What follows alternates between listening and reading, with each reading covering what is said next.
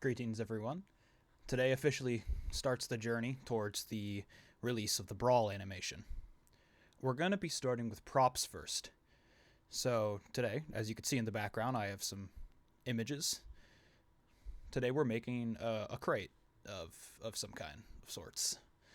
Might as well start with something that's supposed to carry stuff, since it will currently be carrying my entire channel on its back for now, until it has other friends to join it. I will be making a follow-up video, making the textures for this crate another time. So I will be explaining as it goes by. So we started off with some loop cuts, and obviously I'd messed up there, but I re-added them here. I added a extrusion up top, a small one, with more loop cuts to kind of create a lid for the crate, because it may not be actually able to open. This one, I'm not making this model to be interacted with, really, but I still wanted it to look like it can be opened, it's always important. So I'm currently making the bands around the crate for it as well. And loop cuts are probably like the most important skill that I have learned. But to this day, I really don't understand them, and sometimes they just mess up. I'm currently moving the 3D cursor around to try to get the scaling correct, because it wasn't working the way I wanted it to with the median point. So it ends up a little bit wonky. So I am finishing with the extrusions now. And a little bit of, I guess, context on the photos in the background. The photos are from Shutterstock, I believe. I kind of got them a while ago. And so I am currently messing with the top of it to make it look like how I want it to. Because these crates, what it looks like is that the one on the left kind of looks like it can be pried open with a crowbar as well, but it also has some latches that I can see, which I will be adding towards the end of the model. I'll give it some shape there to make it look a little bit better, and at this point I could see the shape coming in display. Now it's time to add the handles in the other side of the blend space. Yeah. These handles gave me far too much trouble, and it's mostly due to my fault, and just proves how inexperienced I am, even though I have so much experience in this program already. So I'm starting off with the handle holders, I suppose, which admittedly were much easier to make than the actual handle itself, and you will see in just a moment exactly how hard those handles were to make for me. But right now, I'm currently making the enclosure for the handle, I guess it's called. I start with a cylinder and reduce the vertexes to make it more of a geometric shape. And now I'm giving a extrusion, but I'm voiding the y-axis to not make an indent. I want it to be flat, so I can delete it and make it like that. However, this is where I probably should have looked up a easier way to do this, because I just manually connect each one of the vertexes now and start hitting F to fill, which doesn't really work, as you can really see. I have to each individually do it over and over again.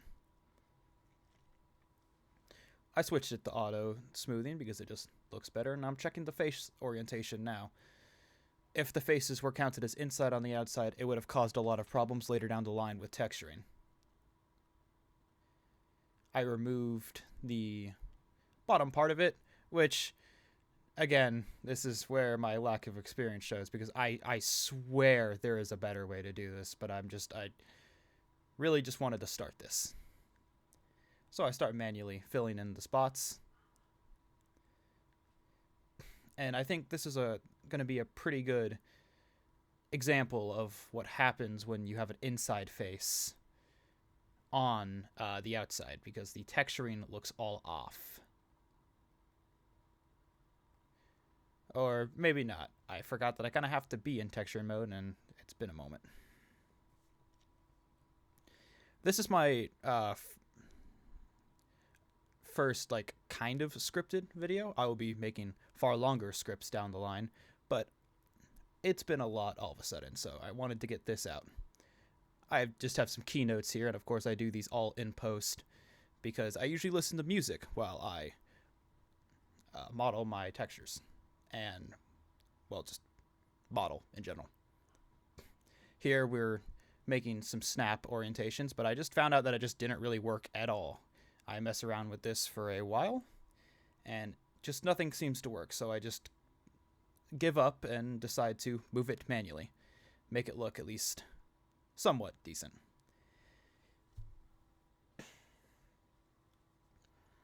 So I move some stuff around, and here I forgot that I had some stuff on the bottom part selected, which I quickly fix by hitting Control-Z for undo.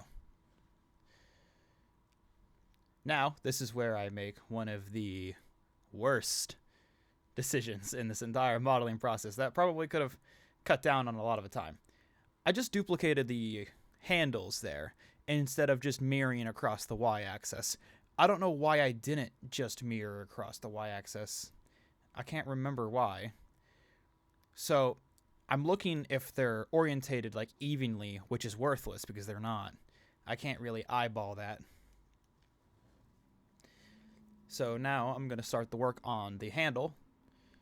You could see me try to bring up a curve there, and then I just inevitably decide that I don't know how to use curves yet, so I just got rid of it.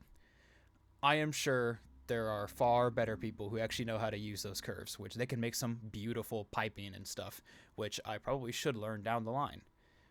I want to eventually model maybe like vehicles and tanks and stuff, so making piping probably a good idea. So here I'm making the extrusions, and I guess that's a pretty good example of inside faces on the outside. That was interesting to say the least. I also have no idea why it happened, because I don't really remember like hitting Shift N maybe, which is how it's the hotkey for recalculating the face orientation. So now I'm making the handle loop cuts, which of course this is all just in vain, because I will quickly find out that this is just going to be too much effort to try to manually do this. I think what was currently going through my thought process right now was like, oh, because it's like not machined, it probably has some deformities and some inconsistencies. So I thought it would be okay. But I just inevitably decided that, nope, it's not worth it.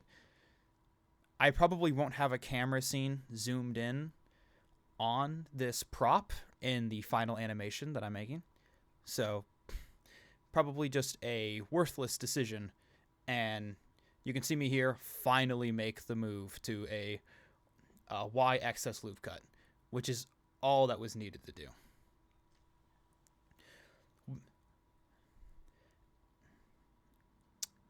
Or I guess mirrored across the x-axis. Oh my.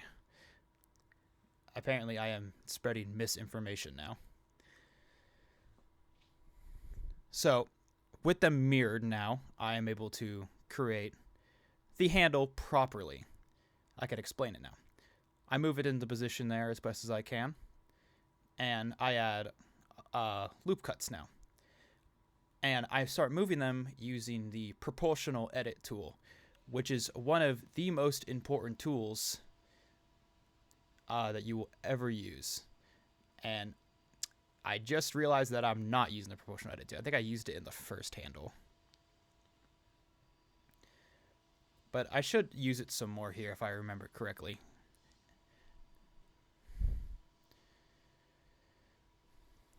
So here I'm rotating the faces a little bit more to make it less condensed. And I'm rotating it by hitting numbers on my keyboard. So I think those were by 30 degrees. And the other side was negative 30 degrees to reverse the rotation.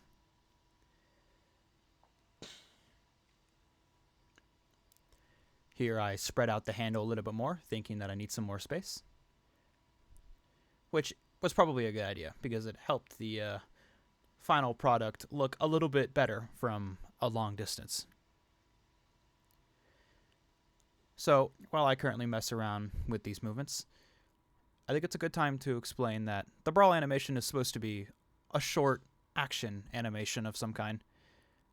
Hopefully I can make it to be a very good quality, and it should have a lot of things that I need to learn to make good animations.